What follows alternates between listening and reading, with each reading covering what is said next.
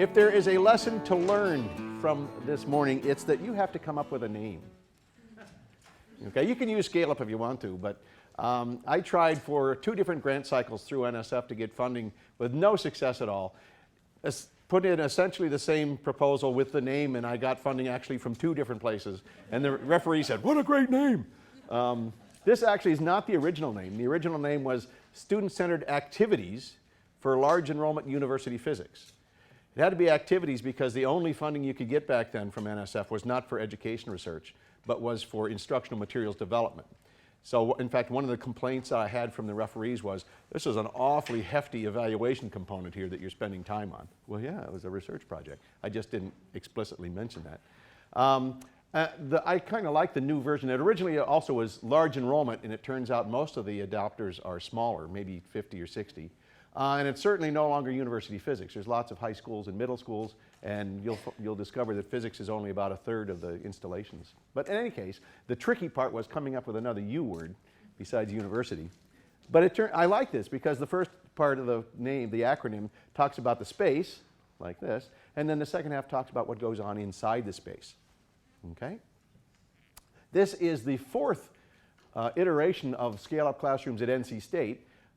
It will be open spring break, supposedly. Still waiting for that. Maybe by the end of the semester I'll actually move my class over into this space from the room we're in now, but it's a nice room if I ever get to use it. There's more than 250 universities and high schools that have adopted Scale Up that I know of. There's actually probably at least twice that many, but I know of a couple hundred. And they're actually all over the place, all over the world even. So this is what I want us to do. I want to spend literally about half of our time talking about why you would even want to do this. Because it's not particularly easy. It turns out that it's fun to teach this way, but it's not easy. It takes a lot of work to put instructional materials together. And it's a little scary when you step into one of these rooms and you wonder about, so what's going to happen when I'm not running the show constantly? So there's got to be some reason to do this. And then we'll spend the last half talking about what you can do and how do we know if it works or not. All right? Feel free to interrupt anytime. I'm not used to talking for long periods of time without somebody asking me something that I really have to think hard about, so, which is one of the fun things about this sort of classroom. But feel free to interrupt. I recognize the irony in me lecturing to you about how you shouldn't lecture. Turns out you're special. You are. Okay. The problem is students aren't learning as much as we want them to. Any questions there? Okay. There's lots of evidence for this besides what we've seen. Probably one of the more well-known things is a study by Aram and Roxa from about 5 years ago, essentially showing that about 1/3 of students don't get much of anything out of college in terms of critical thinking and writing and reasoning and that sort of thing. So it's a little discouraging. There are other problems as well. You may have heard, and you may even have said, that students aren't as good as they used to be. That's actually true in a sense.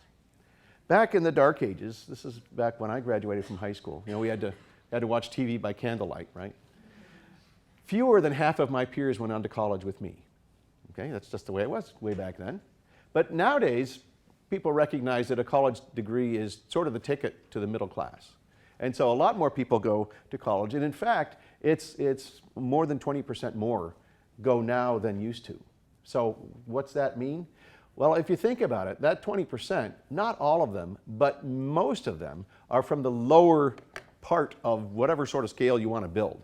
You have a normal distribution and you can talk about achievement or attitudes or background. A lot of the folks, not all of them because we did add a lot more women than before, but many of these students are from the lower part of that curve. And so what that does is it shifts the average down a little bit from what it used to be. So it is true, on average, students aren't as good as they used to be. On the other hand, the students at the high end are probably better than ever before because of all the incredible resources that are available to them. But what that means is, and the hard part for us as teachers, is that the range of students that we are addressing now is substantially greater than ever before. Okay? Makes our job harder. So that's one thing to keep an eye on. Here's another problem. Of course, we know the solution to that problem. You just fail those people who shouldn't be here in the first place, right? We can't afford to do that. We can't afford to do that. This is actually a few years old now. This is from 2008. But what they did is they took the number of students that you would have in 9th grade in the US back in 2001, which is a little over 4 million. And by the time you get some of them graduating from high school and some of them going to college and some of them majoring in the STEM, are you familiar with STEM? Science, technology, engineering, math. And then you get some of those graduating from STEM, you go from about 4 million ninth graders to less than 170,000 nationally. That's a pretty leaky pipeline. Okay? And we can't afford to fail the people that do get through here. Now, you don't want to lower the standards because that's the easy solution, right? We just let everybody through. But that actually makes the problem worse because then employers can't trust your degrees anymore, your diplomas, right? So we can't fail as many people as before. In fact, there's probably more of a demand for more and better skills than ever before. Here's the difficulty. The President's Council of Advisors on Science and Technology estimated to stay where we are, which is at the top or close to it, internationally, we have to produce about 1 million more STEM workers over the next decade. If you do the math, that's 100,000 more each year. We're graduating 170,000 now. You need another 100,000 on top of that to stay where we are. So you can't just fail people. We can't afford to do that. So we have to find, what do we do? Bigger range than before, and we can't just filter them out. So what do we do about it? It's worse. There have been a whole bunch of surveys of employers, and they basically all say the same thing. We are not teaching our students the kinds of 21st century skills, they call them, that employers want. More than 80%, about 85% say that speaking is a very important skill, and fewer than 30% say that the graduates we're giving them are good at that. Teamsmanship, writing, ethical thinking, critical thinking, being able to apply knowledge, problem solving, evaluating information, which I think is really important nowadays. How can you trust what's on the web?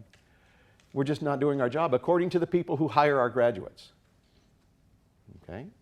So, not a good situation. Here's the real problem. My grandchildren. They're playing with a computer. I don't even know what they're doing. It looks like that might be a dinosaur right there. I can't quite tell. But anyway, they are playing with computers, and they have since they were little. And so they are what Mark Prensky has titled digital natives. They've been using technology just like we learn a language. If you're a little kid and as you learn a language, you learn it so well that even though you probably don't even know the grammar rules, when you're a little kid certainly you don't, yet you can still communicate pretty well. I mean, it's fun to watch little kids say, house and houses, mouse and mouses. We sort of laugh because they don't know all the rules, but they do really well. It's because our brains are very, very pliable and plastic when we're young. And that's when they are using technology. Okay? So I think it impacts that, not always in good ways.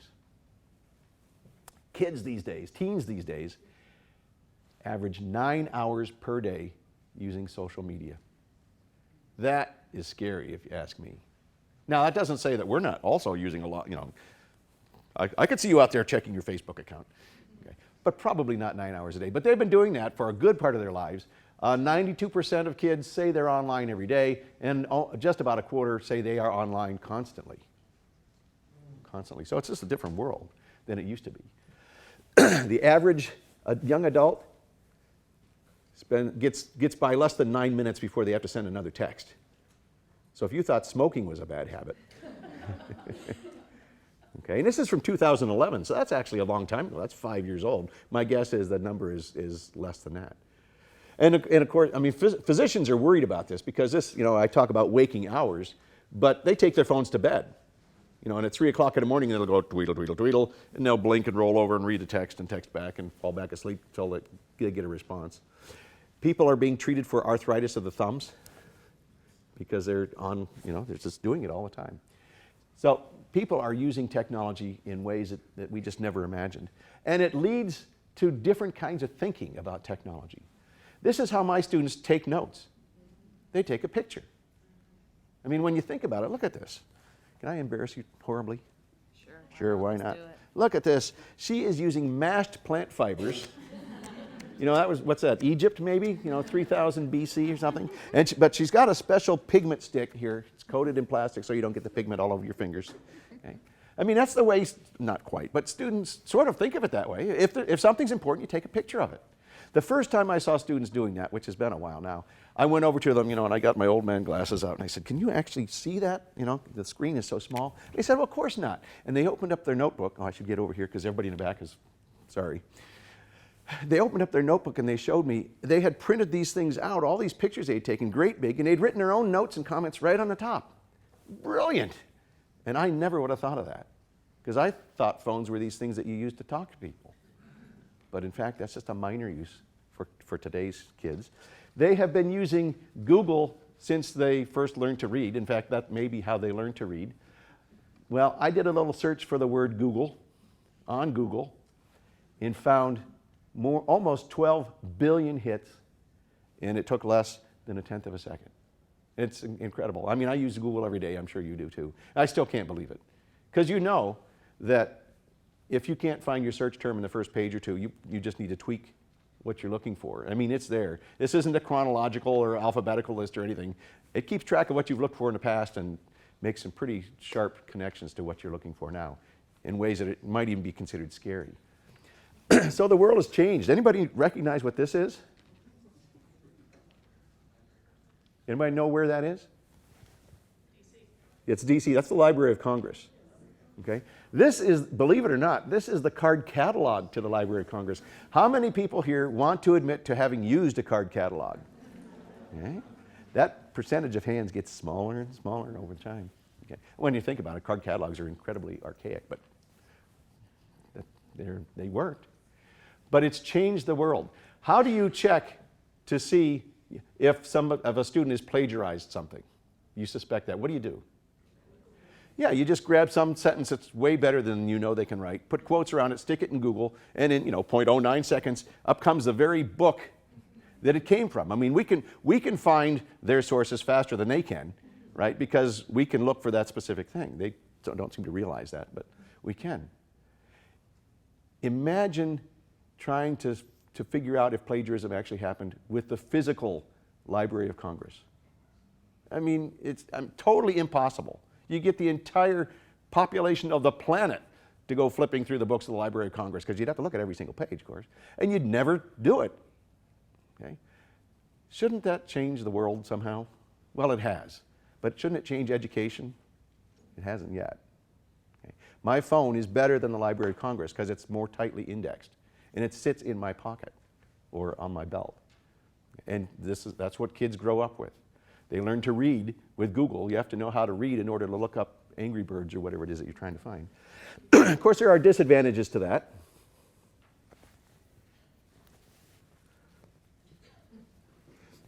Yeah, it does affect our brains. Actually, there have been studies that show that people aren't as good at remembering things as they used to be, but they're better at remembering where to find the things. So, is that bad or not? I don't know. I used to be able to take a square root on paper, longhand. Wow, that's really useful. Anyway, what it means is that the kids today are used to living online, so much so that about 1/3 of all of our students are taking an online class this semester. And that's not just UNC Charlotte, that's nationally. I don't know what it is at UNC Charlotte, but it's probably close to this. You can see the green here is the total enrollment, and it's been around the 20 million mark for this decade. But look what's happened to the percentage online, from about 10% to about 1/3.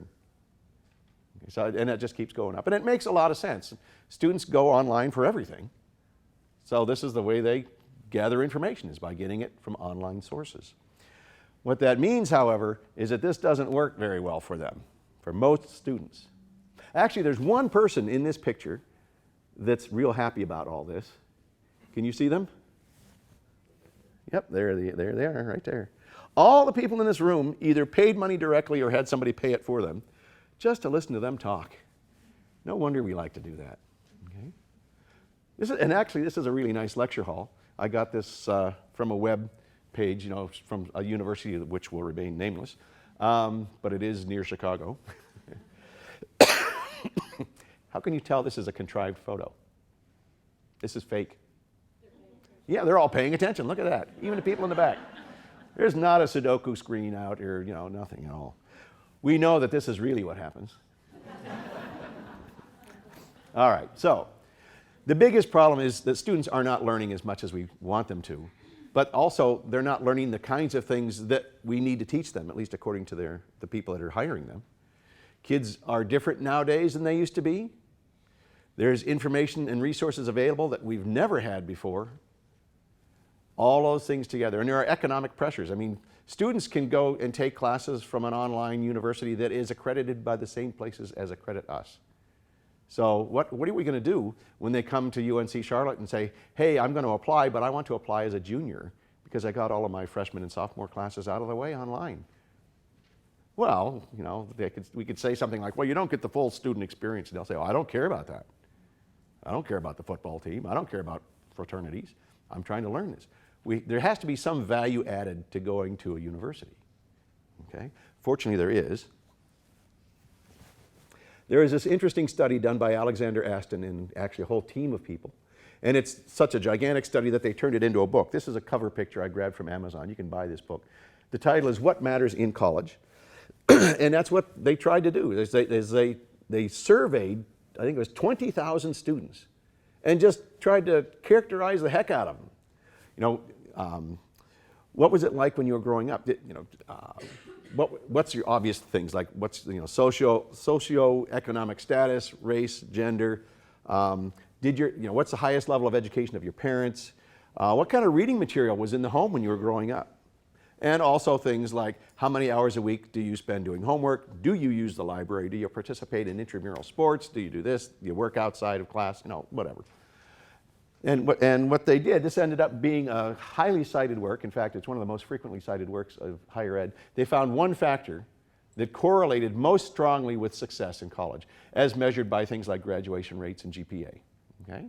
So it's a pretty simple study. You just collect all this information and see what's correlating the most tightly with success. And they found one factor that far and away was greater than anything else: people.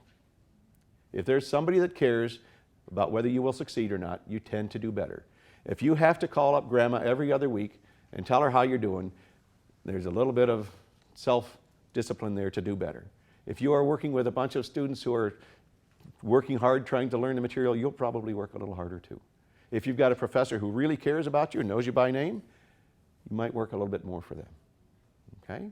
I mean, there's no rocket science in that, I don't think. But that's our trump card, because you can't get that as good online.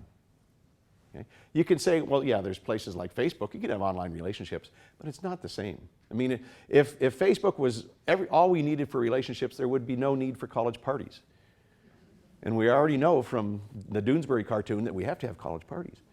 Okay? So people are wired to want to be face-to-face to folks.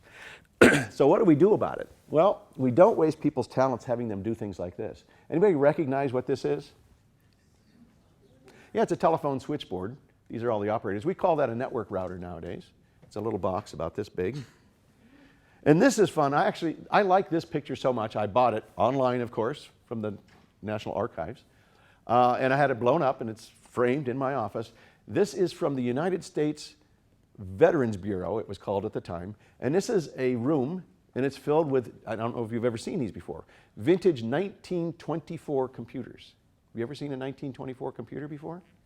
There's a whole room full of them. And I'm not talking about the adding machines. I'm talking about the women that are running the adding machines. If you looked at their job description, it would say computer, because that's what they did. Must have been a deadly job. All day long, you know, punch, punch, punch, ka-ching, ka-ching, punch, punch, punch, punch, ka-ching, ka-ching. Well, we don't do that anymore. I mean, it'd be ridiculous. Plug-in computers are faster, they're more accurate, they don't break. You call the IT folks, they'll fix it. If not, you just buy a new one. No healthcare problems to worry about. Okay? They don't ever take vacations. You may not get them to do exactly what you want, but that's true with people too. Okay? So we don't want to waste people's talents. And so if all we do is stand at the front and talk at people, we'll probably be replaced by an iPod talking at people. Because at least they can watch that at 2 o'clock in the morning when they're awake, instead of 9 o'clock in the morning when they're having a hard time staying awake. They can watch it in their underwear. They're a lot more comfortable. They can play it back when your sterling, exciting, enthusiastic lecture mode puts them to sleep. They can back it up and play it again. And they're used to getting information online, so it fits the way they work. If we can all of our fantastic lectures and make them available online, that frees up classrooms to do this kind of stuff. Anybody recognize this is a tiny, tiny piece of a quite sizable painting? Anybody recognize the painting? School of Athens, Raphael, Socrates asking questions. Okay, Zeno here doesn't look real impressed, but in any case, if we don't have to stand and deliver content all the time, we can interact with the students. We know that's the thing that works. It's the thing that matters. And we can get them thinking in ways that they don't if they're just sitting there passively copying things down. There have been lots of studies that show that this sort of active learning works. There's been 2 different fairly recent meta-analyses. This one here has been submitted. It hasn't even been approved yet, so to speak. But they both show that active learning seems, this is force concept inventory, this is force and motion conceptual evaluation. So they're physics concept tests. And basically, in active learning, students learn a lot more. They're able to perform better on those tests. And similar things for this one. So this is a meta-analysis of a bunch of studies, and actually so is this. So we know from lots of research that active learning helps. So we know there's these problems. Primarily, students don't learn what we want. And we know that active learning with caring people helps. Okay?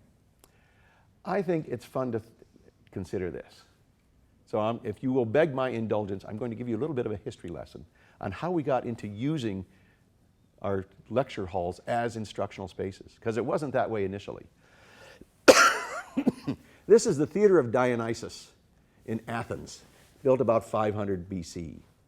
Okay? And I've been told by people that have been there that you can stand in this area here, this is called the orchestra, and talk with a voice about like mine, without a microphone, and you can be heard way up here in the cheap stone seats. Okay? Really worked very well. Well, in fact, here's the Greek name for this seating area. This is technically the beholding area in Greek. This is where you would sit to behold the spectacle down here. Whoops, sorry, just gave away all the secrets. Back it up here. Well, there we go. Sorry. Forget everything you just saw. Anybody know enough Greek to translate that? Theatron, theater. That means beholding area. This is the Theater of Dionysus. Dionysus was one of their gods or goddesses of wine, I think. And that's what went on down here. Is they would have religious festivals, or they'd have the Greek tragedies and that kind of stuff. So entertainment.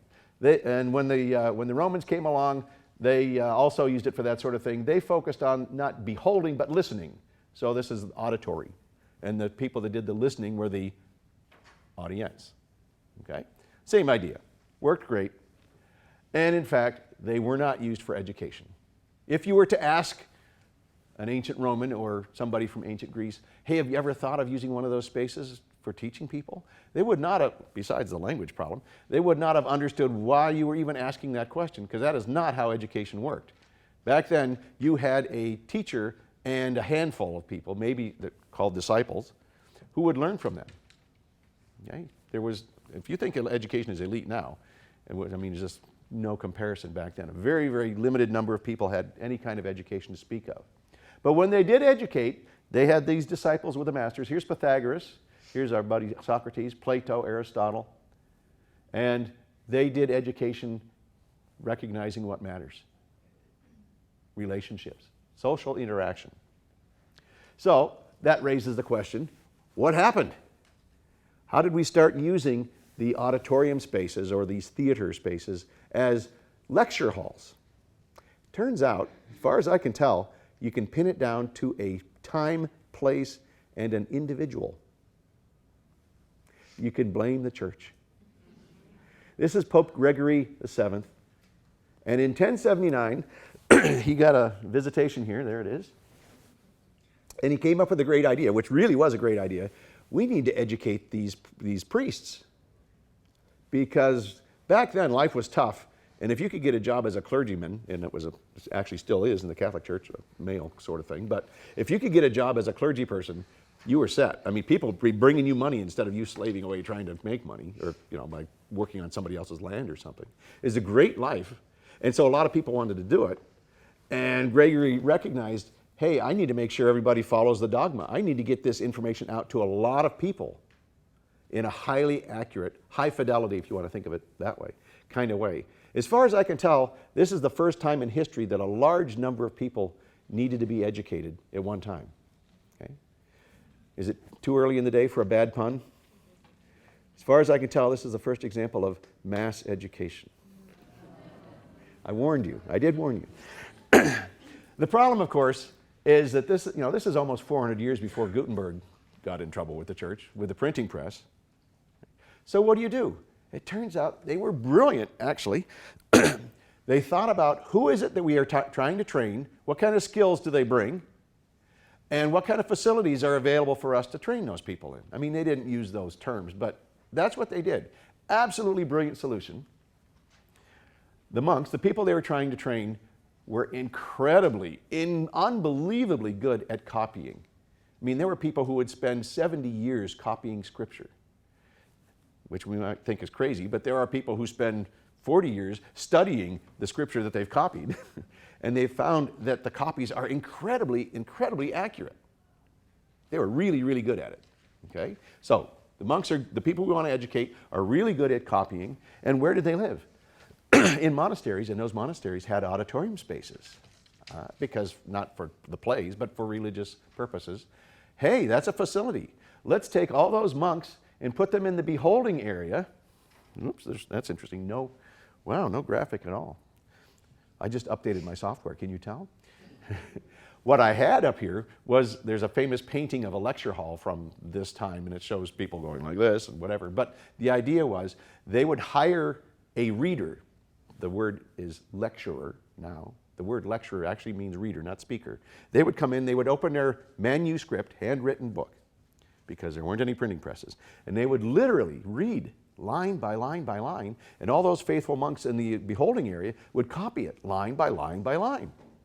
And you couldn't leave things out, and you couldn't add things in. You'd actually be fined if you did, if you were the lecturer. But at the end of the instruction, all those faithful monks would then have their own manuscripts, and they could go hire themselves out as lecturers, sort of like we do now. And in fact, it is sort of like we do now. 1,000 years later, there's a lot better ways to get information out to people. Lecturing doesn't fit very well with how most people learn. There's been lots of studies of this. One of the more interesting ones is they looked at heart rate. And they found out that it drops pretty fast. If you can get people's attention for 30 minutes, you're doing well, and I recognize that that's about how long we've gone now. So 30 minutes is tops. You're lucky at 15. Attention spans are pretty bad nowadays. And I thought it was clever the way they did this. They just put little, I don't know if they did it with an ankle band or fingertip thing or what. But you don't want to have some person come in every 5 minutes and go, okay, who's paying attention? 1, 2, 3. You have to find a way to do it in a non-obtrusive way. But lecturing doesn't work very well for most people. It does work quite well for a few. Anybody know who they are? Faculty, that's right, us. We succeeded in academia. If you're honest with yourself, you will recognize that you are probably one of the best students you've ever seen. I mean, think about it. And if you're not willing to go that far, I bet you are willing to say, well, I may not have been the best student ever, but I sure wish my students were as dedicated as I was. Well, guess what? They're not. Okay? A few of them are, a couple percent even, but most of them are not. Right? So we have to, and remember, we can't just fail them. We can't afford to do that. So what are we going to do about it? Well, that's what we need to talk about now. Right? So is everybody happy with the context? The world is different. There's more information than ever before. Times are tough. Right? We have to teach a broader range of people when we can't fail them, or at least we have to be able to teach them better than we are. So what can we do? Well, that's where scale-up and there's lots of approaches to this. That's where scale-up came in. I intentionally redesigned our facilities to build up the possibility for interactions, because that's what seems to matter, according to Aston and his group. And so that meant these funny round tables here, or these kind of D-shaped tables here for smaller classes. And so that's what we did. Let's look a little bit more closely at that. For big classes, tables that are 7 feet in diameter, you might say, well, that's pretty prescriptive, and it only seems that way because it is. I tried 6-foot tables and 7-foot tables and 9-foot tables and 10-foot tables, and I had people taking field notes of students as they were interacting across tables. If we're 10 feet apart, I'm not going to embarrass you this time, I hope. If we're 10 feet apart, we have to talk pretty loudly to be heard. And if we're talking loudly at our table to be heard, guess what has to happen at the next table? They have to talk loudly too. Well, if these two tables are talking loudly, guess what happens over there? And the sound level just blows up. Besides the fact that if you have a 10-foot table and you drop your pencil, guess where it rolls? 5 feet away from you, okay, to the center.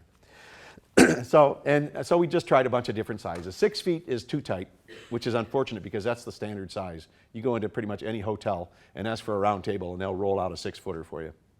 And in fact, the first iteration of this, I borrowed tables from a hotel and tried them and found they were too tight.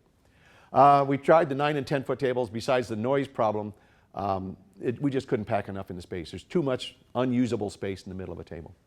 So 7 foot seemed to be a pretty nice compromise. We found it's actually better to put the teacher station in the center. One, that discourages lecturing, because if you stand here and lecture, then part of the class is behind you, and that feels icky. So at the very least, it gets you to look around a little bit, and that sort of breaks what I'm doing right now. I'm only doing that because of this microphone, and you folks in the back row who would complain otherwise. Okay. And then there's 3 teams of 3 students, which we label A, B, and C at each table.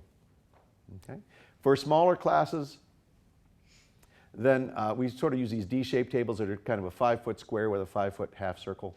And then you can stick an LCD. You can tell this came up later. When I first started doing scale up, there weren't any LCD screens that you could buy. And then you put 2 teams at each table. Okay. And then you surround the space with whiteboards as public thinking spaces. And then the idea is that while the students are working on these boards, that frees the instructor to roam around, listen in on conversations, look at whiteboards, start arguments, get people to justify their work, make them think. Okay? That's because you don't spend your whole time delivering content. It's available outside of class, and that's the way students are used to gathering content. And you're trying to teach them to be lifelong learners anyway. When I am teaching graduate students to teach this way, and I see one who is spending too much time sort of answering questions, I'll pull them to the side and I'll say, okay, what you're doing is fine, because you're basically training the student to come to you and you'll answer their questions. That's fine if you plan on following them around for the rest of their life and answering questions for them. If you don't want to do that, maybe you need to help them learn to answer questions themselves. And so by the end of the semester, I tell my students, I want you to not need me anymore by the end of the semester. Yes? What sort of questions do you ask the students to get them into? Because I've noticed with my classes, in their homework assignments or whatever it is, I try to encourage them to think and figure it out a little bit on their own, and they complain about that. Yep. Yeah, I have some examples of those that I will show you in just a couple of screens here. Okay, so hold that thought, that's a good one. You don't want to ask them just questions where the answer is 5. Okay, you have to have something where, well, the answer might be 5 if you make these assumptions, but if you make these other assumptions, which are perfectly reasonable, you might get 4.5. Well, is 4.5 different enough from 5 to worry about? Well, so it has to be something where there's something to debate. Not always, but sometimes. In fact, there are times when everybody's going to do it the same way. Because there's just some standard things they have to be able to do. Then you don't want to have them put that up on the big public whiteboard space, especially if you've trained them to look around the room, because as soon as the first group is done, everybody's done. Okay? So for those, I have these smaller group size whiteboards. You go to Lowe's and buy a sheet of bathroom wallboard and cut it into 10 pieces. And in fact, this is a picture of a student board. I just saw it in class. I said, well, that's kind of neat. Click. Students used to complain because I make them do all their work on whiteboards like this, because it's big enough that way I can see it as I walk by. They can show it to everybody else more easily, and and they have to work as a team together because there's only one whiteboard for the whole group. They used to complain because after we were done with the problem, they'd have to quick write everything down. Why don't they complain about that anymore? Yeah, they just take a picture of it. Okay, technology solved that problem. Everybody's got a name tag. Nobody's anonymous in my class, even with 100 students. They think, within 2 days, they think I know everybody by name, which is really amazing. And the way that happens is I do this. I walk around and I talk to the class, and then I go, all right, what do you think about this? Sandy, tell us what you think. What people don't realize is that I just learned Sandy's name as I walked past. And I remember it long enough to get over here. But guess what? I now know Sandy's name. Okay, so I'll do this over here, and I'll walk around and say, okay, Dan, what do you think? At this point, everybody says, holy cow, that guy knows everybody's name. Especially if at the beginning before classes start, I look at a roster of student pictures and I memorize half a dozen. So when they come in, I'll go, Sally, right? You're Joe? And they think within the first week you know 100 people by name, and you don't. But guess what? Within about 3 weeks, you do. That's Dan, that's Sandy. See? You can also see we've got some fairly famous alumni. You also notice that those are color-coded. You can't let students take name tags with them. That works fine. What doesn't work is having them bring them back, right? Do you know how long it takes me to hand out 99 name tags? I timed it. This semester, I was curious. I timed it. 40 seconds. Because I just open up my little cabinet. There's a stack of name tags with a rubber band around it. I take the rubber band off, and I scan out the first batch until they're no longer just red ones. They're all printed in red for table 1, and I plop them down on Sandy's desk, or Sandy's table, and she hands them out. And then here's some blue ones. I'll hand them out here. Here's the green ones. I don't even have to read the names. And I can hand them out in 40 seconds and collect them in about the same amount of time. When you collect them, you just tell the students, stack them up, and you walk around and collect them and put the rubber band around it, and it's ready for next time. Okay? That goes a long ways towards personalizing the class, because they think that you know them, and in fact, you do get to know them pretty quickly. I have a homework lottery. I teach physics, and we do have lots of problems. And so I use a system called WebAssign. I don't know if you've heard of it or not, but it's actually another spin-off of my research group. And so each individual student gets the same problem, but with different numbers. Okay? Because I know they're going to work together, but they can't just say, hey, the answer to the first problem is 42, or whatever it is for the hitchhiker. Isn't that the Hitchhiker's Guide answer, 42? They have to say, well, on this problem, you have to take this mass and divide it by this, and this mass here, and recognize this distance like this. Basically, they have to explain to each other how to do the problems, because everybody's numbers are different. That's fine.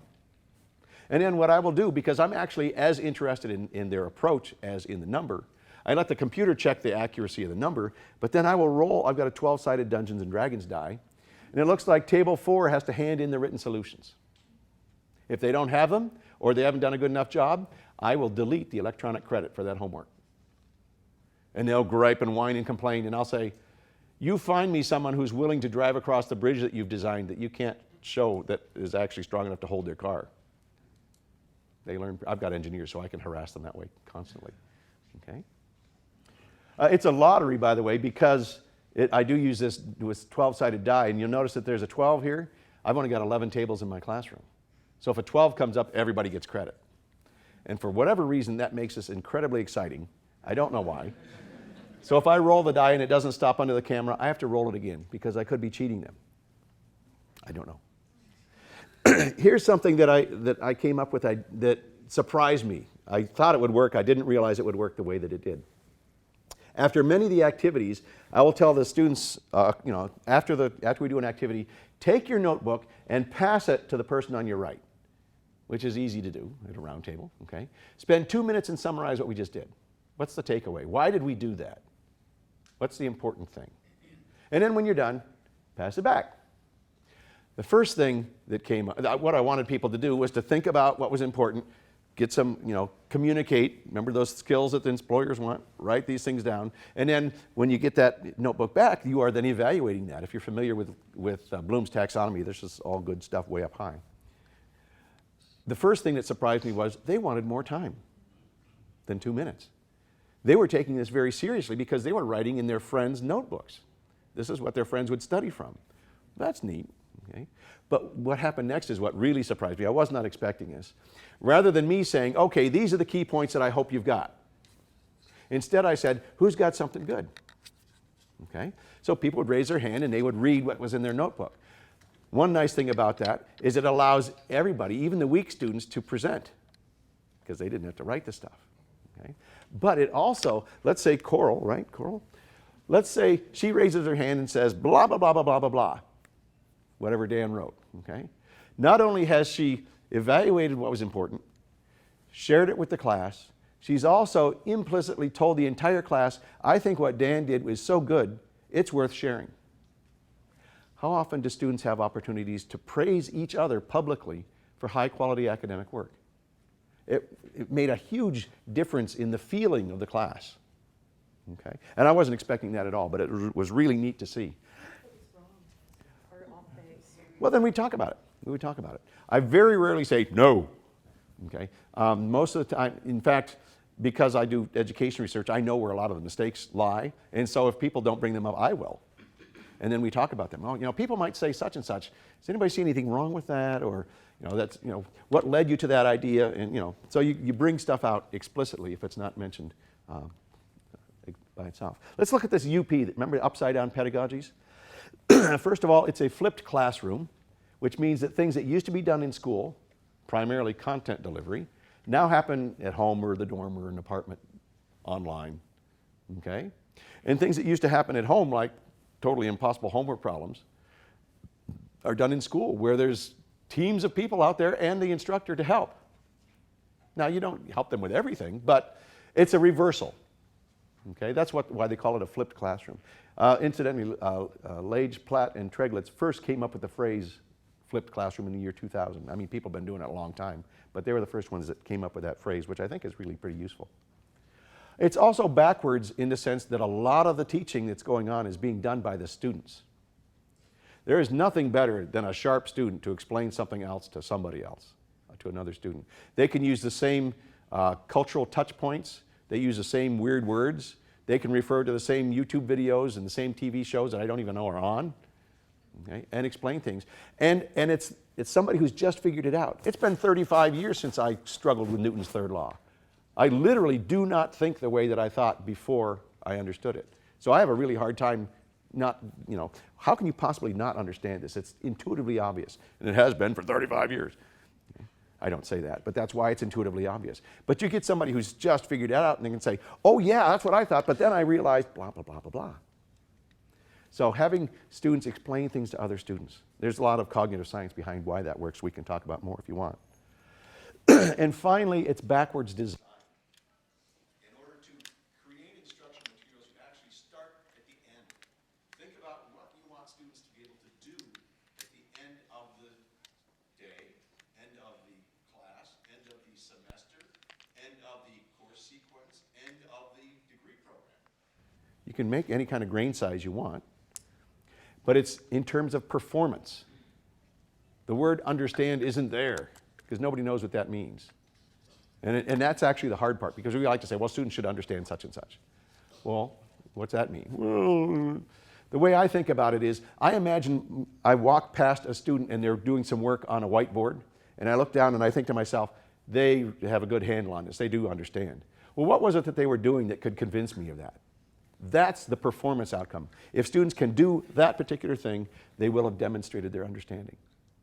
Students love this, because you give them those at the beginning of the semester, section by section by section in the textbook, if that's what you're doing, or whatever, but really, really specific, and you just tell them, the more of these that you can do, the better your grade. Pretty straightforward. It's not a guessing game. You don't have to wonder what I think is important. There it is. Okay? Then, of course, you do things like not cover all of them in class, unless somebody brings them up. And then on the first test, you make sure that some things that were not discussed in class go on that first test. And then you get a student, it's always a male student, I don't know why. They always storm in after the first test and sit down with their arms crossed. And you ask them how the test went, and their hand is always up first, and they say, such and such was on the test, and we didn't cover it in class. To which my response is, why not?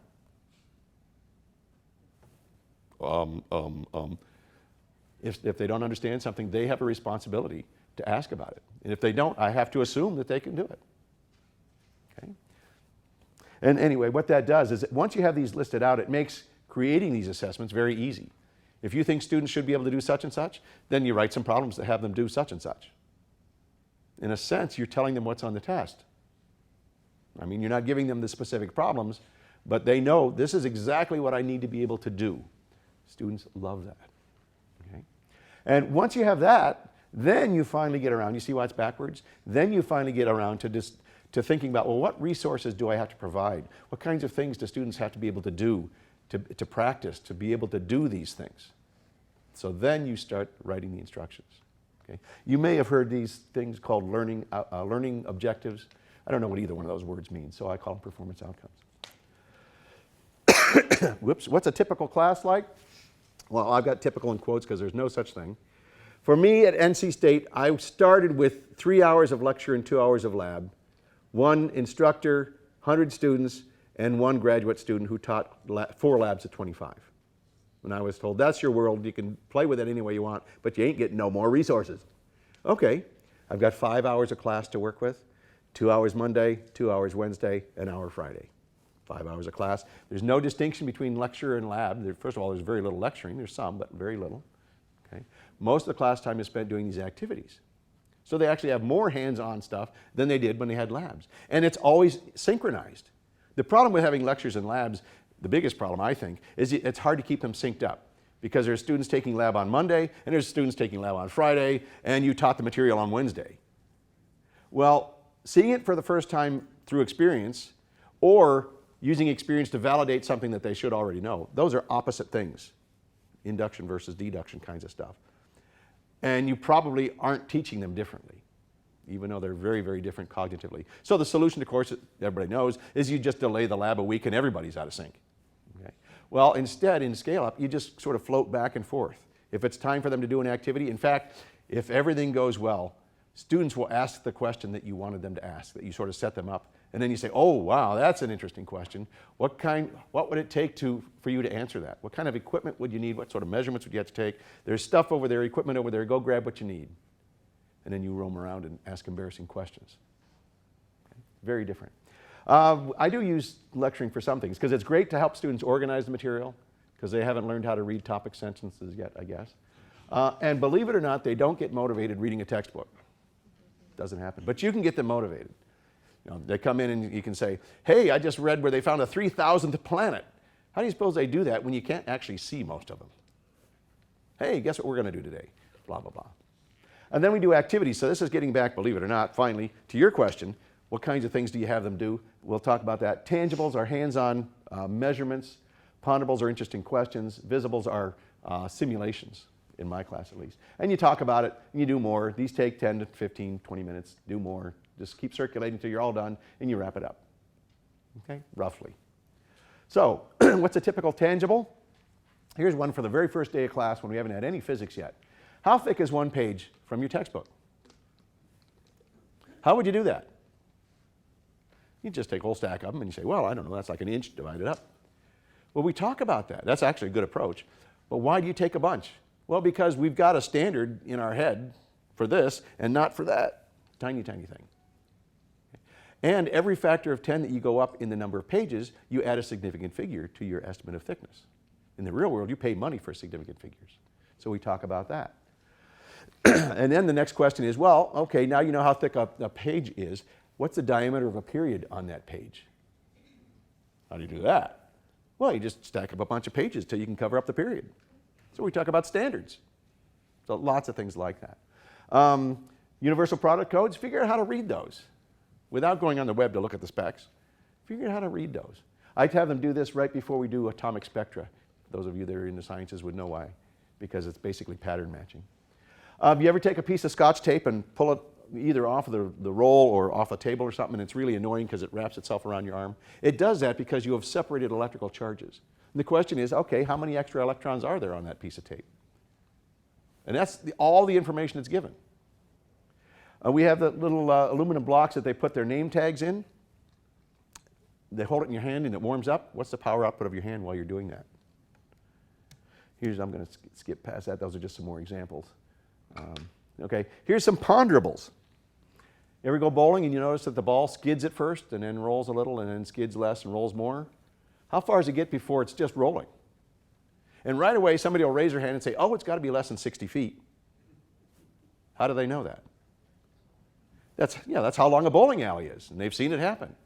I tell them, and I teach them, when you are doing a problem, it's always good to know the answer before you start. I mean, if you get 6,000 feet, you know there's something wrong, right? That's a good approach. This next one is actually from an exam. You know where I'm from. You know, there's Duke, Carolina, and NC State. Anytime any two of those three teams play basketball, it pretty much shuts down the world. And so one of these exams was around that time. Must have been in March. And so I said, you know, on the test, it was a fairly long problem, but you're in a hurry to get home, you know, just because you're going to have friends over to watch the game, and you realize at the last minute, oh man, I forgot snacks. What happens when you run into the store and grab a cart and you're in a hurry? You get the stupid one with the floppy wheel that does this, right? And so you're sort of cursing your luck as you push against this walking down the candy aisle, and you wonder, gee, what fraction of a candy bar am I burning up while I do that? This is a fun one. Is residential solar electricity feasible in Raleigh? What's the key word in that question? Feasible, yeah. What does this mean? Economically, yeah. And in terms of space as well. So I can tell, you were wondering, how do you get them to do things? I can tell it's a good activity or a good day when nobody leaves. I give them a 10-minute break during a 2-hour class. If nobody leaves during the break, it's a good class. This is something from political science. You just pick some current event and send the A groups off to see what Fox News says about it. The B groups go off to see what MSNBC says about it. And the C groups go off to see what the BBC says about it. Same topic. So I just did this at random. I picked one day and I said, okay, what does Fox News have to say about Obamacare? Well, it's a Band-Aid, and they're throwing another Band-Aid to the millions of people who have been wounded by the Affordable Care Act when they were booted from their existing health coverage. That's what Fox News says. MSNBC says, same day, oh, the Affordable Care Act enrollment figures were released on February, and for the most part, the numbers look pretty good for those hoping to see the U.S. system succeed. And the BBC has to explain what Obamacare is. Okay? But it's different, okay? Then what you have the students do is, they compare notes, and then they each pick their own politically charged current event, scour the web, learn as much about it as they can, and then pretend they are working for one of those media outlets and write the report. Give it to somebody else and see if they can figure out who they're working for. Okay. You see how that's sort of like the physics things? You take the content, you learn something about it, and then you apply it in some interesting way. Here's a visible. We give the students a real spring and a real ball, and they make measurements and analyze it, and then their task is to write a computer program that simulates it. So this is actual output from a real student program. In fact, this right here is the entire program right there that creates all that beautiful simulation with the spring and the ball and the little specular reflection. This is 3D. You can spin it around. And the physics is right there. 4 lines. Okay? Anyway, so does it work? We have data from multiple schools for all of these. You'll be glad to know that I didn't bring all of it. But I brought some. I did this in physics, I'm sorry. That's what I do. First semester of physics is on mechanics. And I compared something called the normalized gain. It's basically the percentage of possible progress. Normalized, which means I can compare Harvard students and MIT students and NC State students, even though they start in very different places. I'm looking at how much did they learn of what was available for them to learn. MIT students start up a lot closer to the final than the NC State students. In lectures, it was this. For the force concept inventory test at NC State, scale up was that. University of Central Florida, same test. Different test, Rochester. Okay, that's good. Then because of the way I create groups, I was able to analyze this in terms of the bottom, the middle, and the top thirds of the class. So that's the same data, just divided into thirds. What do you notice? Who gains the most?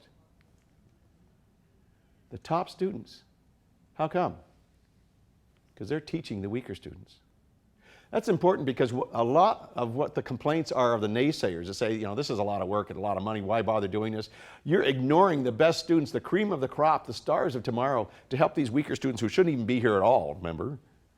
Well, if you can get those top students to teach the weaker students, that cream of the crop gets even creamier. Okay? Here's the same information for the second semester of physics. 3 different tests, 2 different schools, same pattern. So just for fun, there's all that data together. So this is 2 different physics courses, 1, 2, 3, 4 different schools. I don't even know how many different teachers, lots of different assessment tests, but the pattern is the same. In fact, it's most pronounced for MIT. The top students at MIT are the best students in the world. If you can get them to go to lecture, they're not going to learn much. I already know all that. But if you can get them to explain things to their peers, they learn a lot. Here's one data that I got myself in trouble for. I went to the lecturing faculty at NC State in physics and said, hey, give me the test that you give your students. And I randomly picked problems and gave them to my students, and you can see what happened. Isn't that embarrassing? My students did better on your test than your students did by like a letter grade. I mean, this is a big difference. This is statistically significant. Except on this one. For that problem, they didn't do as well. I thought, well, that's a little weird. And I went and looked. And remember, I pulled these off randomly because it wouldn't be fair otherwise. And I just happened to have pulled off a problem that the scale-up students had not had yet. So then what's embarrassing is that they still did almost as well as the people that had it. That's because they have been trained in how to solve problems that you don't know how to do. This is the best data that I've got. assessment person, this is for you. Single email to the University Assessment Office, and I said, I want data from the last 5 years of intro physics. I got data, within 3 days I got an Excel spreadsheet with 16,000 students and what course they took and what grade they got and demographics. And look, overall the failure rate was about 18%. It went down to about 6%, 7%. For women, it dropped by a factor of 5. For African Americans, it dropped by a factor of 4. There are, you see these little uncertainty bars. People usually call these error bars, but they're not errors, they're uncertainties. That's another lecture. You don't see them over here because with 16,000 students, you're not going to see them. You see them for this because there weren't that many Native Americans in the sample. Here, you'll notice not a single Hispanic student failed in a scale-up class over this 5-year time span. What I find exciting, I think the most exciting data for scale-up is the fact that basically within the uncertainties, the demographics wash out. It just doesn't matter anymore. You can be a member of an underrepresented group or not, it doesn't matter. Clemson, they were having problems with their calculus. Their D and F and withdrawal rates were 44%. Within a semester, they cut them in half. And so now they've got more than a dozen scale-up classrooms. They teach all their intro math this way now, up through and including differential equations. MIT, they did a lot of data. They looked a year and a half later, and they could still pick out the students that they call theirs TEAL, Technology Enhanced Active Learning, but it's scale-up. They could still, a year and a half later, pick out students just by achievement on concept tests. So, where are we now? Lots of places. Here's MIT, this is Iowa. They teach 60 different content areas in Iowa. Minnesota has an entire building full of these things. 10,000 students a year take an active learning class, they call it. Most of the implementations are, a third, a little over a third, are physics, because that's what we started in, but it's expanding. I think some of the more interesting ones are here in humanities. Somebody was teaching ancient history, and so the homework was to go and read Herodotus, famous historian, about, I don't even know what the battle was, but some description of a battle. Okay, that was their homework, so they learned about that. They come to class, and the teacher had taken a Grecian urn, and the artwork on the urn, and photographed it in a way, sort of unwrapped it, you know what I'm talking about? And so it was the same battle. So the student's task was to compare what Herodotus said to what was on the urn. And they found that the urn was propaganda. They did that back then? Okay. But again, you can see the general approach. They come to class well prepared. They have to have homework on that stuff or they won't do it. They come to class well prepared, and then you have them do interesting things with that knowledge. And this is in hundreds of institutions. Biggest that I know of is 603 students in one classroom. I don't recommend that, but they're doing it in Australia. So the name says it all. It's student-centered. They're doing active learning and the environment supports that, and there's upside-down pedagogy going on within the classroom.